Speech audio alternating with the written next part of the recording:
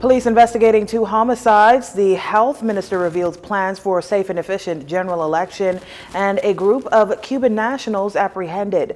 Good evening, everyone. I'm Leah Cooper with your JCN News for this Friday, June 25th. As the country moves toward herd immunity, it's also gearing up for the general elections, which is set to take place in May of next year. Health Minister Renward Wells, when asked what recommendations health officials are making, which would allow political parties to campaign safely and effectively, seeing that around 54,000 Bahamians and residents have been fully vaccinated, the health minister says this.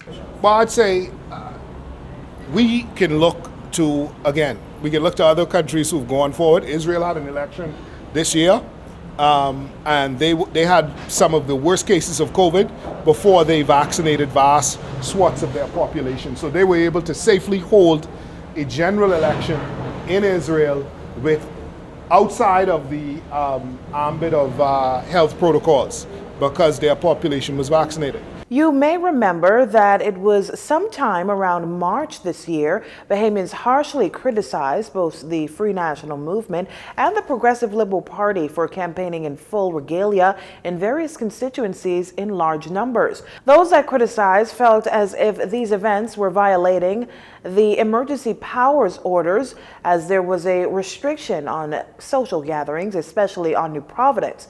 Both senior members of the parties went on record as noting that health protocols were being followed at respective campaign events. Along with FNM and the PLP, other political parties in the country, including the Democratic National Alliance, the Bahamas Constitution Party, Coalition of Independents, among others. The election is next year, May. I fully anticipate by that time that these orders would have been removed. Bahamians would be back connecting with each other in their intimate spaces, sitting down, doing the things that we used to do before we ended up having to put in restrictions for COVID.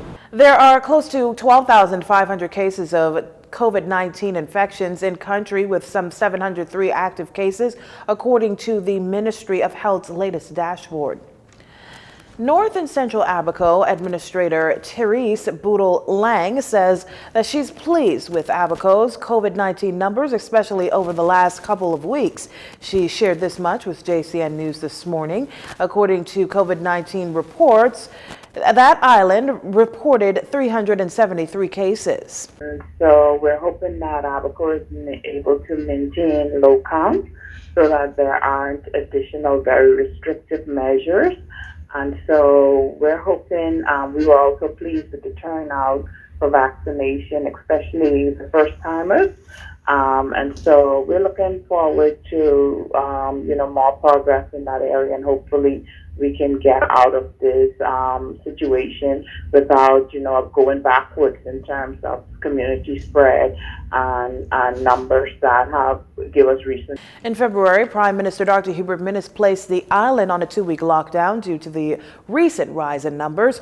Meanwhile, during the last sitting of the House of Assembly, the Prime Minister announced that Abaco's daily curfew moved to 11 p.m. to 5 a.m. As of June 19th, 1,533 Bahamians and residents received their first jab of the vaccine, while 764 of these received their second doses on that island.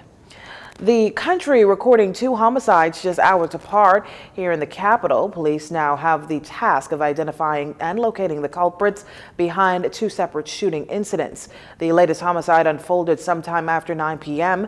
last evening. That's when police say a male and female were at a home on 1st Street, Coconut Grove, when a light-colored mid-sized vehicle pulled up. An occupant then discharged a firearm in their direction, injuring them. They were transported to the hospital by private vehicle, where the male later succumbed to his injuries, while the female is listed in serious but stable condition. Now, just hours before this shooting, police were called to Peardale Road off Wolf Road shortly before 4 p.m. Press Liaison Officer Assistant Superintendent of Police Audley Peters, who was on the scene when Love 97 News team arrived, says the police control room was alerted to that shooting incident.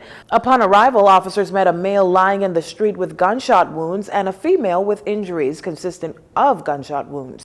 Shortly before 4 p.m. today's date, Police control room was alerted to a shooting incident that occurred here on Peardale Road.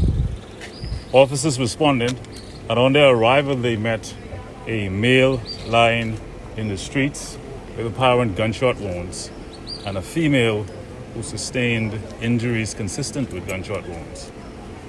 The emergency medical services were summoned, and following their assessment, the male was pronounced lifeless and the female was transported to the hospital where her condition is not known at this time.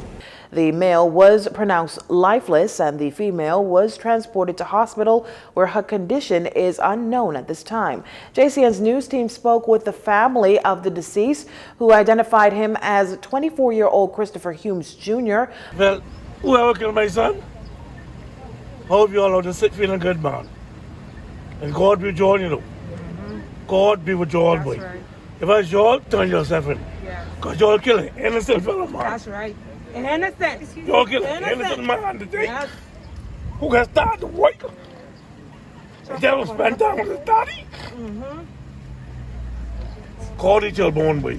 Police are asking the public or anyone who may have information in relation to this incident to contact their nearest police station. Investigations into both matters continue. Police on the island of Andros are investigating an apparent traffic fatality. Preliminary reports are that sometime around 5 p.m. on Thursday, June 24th, police on the island of Andros received information of a possible traffic fatality in the settlement of Bowen Sound.